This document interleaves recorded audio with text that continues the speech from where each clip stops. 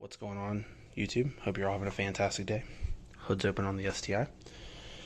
If your day's not good, I hope it certainly gets better for you. I'm still in flip-flops. I'm actually just doing a continuum of the other video. So, we've got some mods to do to the STi. And what we're going to do, I will show you in just 1 second. So I had to move all of the tires because I have motorcycle tires here. Got an ETS top mount from one of my buddies back home. He was selling it. He cut me a pretty good deal on it. It's already got the heat tape around it to try to alleviate the temperature or the heat soak. A lot of people are going to ask me, Sean, why didn't you go with a front mount? And the reason I didn't go with a front mount is because the front mounts, I'm not a fan of the way that they set up. I'm not a fan of having to take the front impact bar off the car and then use the aftermarket ones. I like the way that the factory ones are engineered. They're engineered for when you're in an accident. So it's something that I personally don't want to do. Plus my goals are about 500 wheel horsepower. So 500 wheel horsepower is going to be plenty for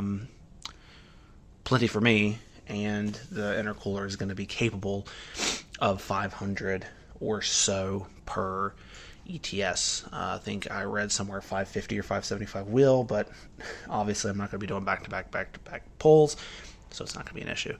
So what I'm going to do is I'm going to get started. Basically, I have pulled top mounts off of the EJs. So basically, back there, that's your turbo. You need to unhook that, which you can just use a screwdriver. You'll have these top PCV hoses you'll have to take off. I'm just gonna, instead of removing the diverter valve, like the hose, I'm just gonna remove the whole diverter valve because the other one's got to go on there. And then you can just take these. I'm gonna take both of these off because what you'll do is you'll want to kind of twist it and pull up. You also have the bolt on this side and the bolt on that side. Like I said, I've done this on EJs before. I did it on the Forester that I had before. That was an XT. So I want to go ahead and reconvene once I have this off. So here we are. We have the top mount off, as you can see. Here's the new one. Wasn't too terribly difficult. Basically, you just have to kind of twist it and get it to move. Next thing I'm going to do is get the ETS one kind of lined up, get ready and put it on. This part will probably take a little bit longer, but I'll show you when I have it on. Alright, so we got the top mount on.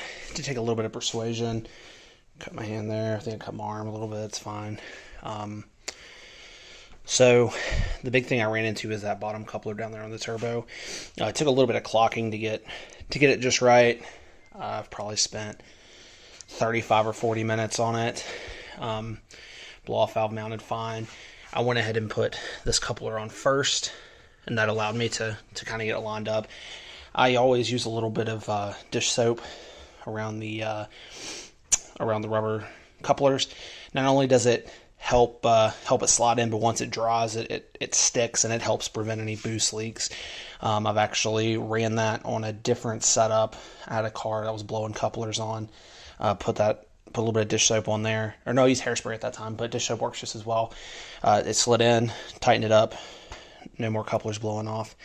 So I've still got to take this down and take it for a test drive. But the one thing that my buddy did recommend, or did tell me, was over here, this mount doesn't quite line up, which it will line up once you have a bolt. The bolts that are supplied are not long enough, or shall I say the bolts that you reuse are not long enough. So I'm going to run down to Lowe's here in a little bit, grab a little bit longer bolt, and then line it up, snug it down. It should be fine at that point. Other than that, there's another bolt on the back that does happen to rub up against the intercooler. So what I'm probably going to do is get a couple of washers too, maybe, I don't know, 5 or 6 washers, and slide it up under there so that bolt's not rubbing up against the back of the intercooler and wearing a hole in it. So we'll see how everything goes. All right, guys, so following back up in the video, it's probably been, I don't know, 2 or 3 months since I started this video. I've had plenty of little issues pop up. Steering rack had to be completely rebuilt. I say completely, it's only like 2 or 3 seals. But it's like a 6-hour job is what it took me to drop it. Then I had a few issues with it, but got that straightened out. So steering rack's fixed. The intercooler, as you've probably seen in some of the videos, if I still have them, I'll put them in there. Well, if anything, the car at least sounds funny when I drive it.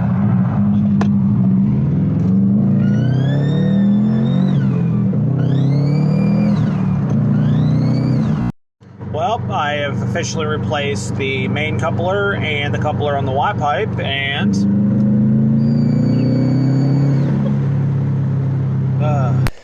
I got the top mount on. It's a ETS top mount. This, from my understanding, is one of the earlier revisions. There was some mounting issues. It mounts up fine over there, as you can see. This side, it doesn't quite mount up so well. On the back, I believe I'm the third owner of this. The second owner is a friend of mine who never actually mounted it on his car. He ended up going front mount because he's making a lot more power than what my what my plans are. So essentially, basically what I did is, because there's a on the back, there's a bolt for the turbo that sets up against it, and as you drive, it will, if there's any movement, it's actually kind of indented the, I'm assuming that's aluminum, on the intercooler. So what I did was, since there's no bracket, I'm not a welder, so I just put one of these silicone couplers. I just folded it up, put it under there, and put a hose clamp around it. It doesn't move anywhere, so it's fine. So that's on there. Right now I'm not tuned, so I'm not really seeing any major benefits from it. I have spiritedly driven the car a couple times. Seems to be fine, so I like it. It's it's thick. It's really thick. I don't have the other one around, otherwise I'd show how thick it is in comparison. But overall, I'm very happy with that purchase. There's some things I need to get done to the car. One being that reservoir over there is broken. I have a few other things I'd like to get done to the car. If I'm able to get those done over the next couple weeks, I'll post some videos. I know I've been kind of away from Facebook, or not Facebook, YouTube for a while. Just had a lot of stuff going on. Work's been busy, and then I've just had stuff going on outside of work. As you can see, this big pile of stuff is gone. So yeah, appreciate if you guys like, comment, subscribe to the channel. I do seem to be getting a lot of people interested in the Ducati, so I'll probably do some Ducati videos soon. I did do the timing belts on this. I didn't record it or take any pictures, so I'm not going to have a video on that though. Alright guys, thank you for watching.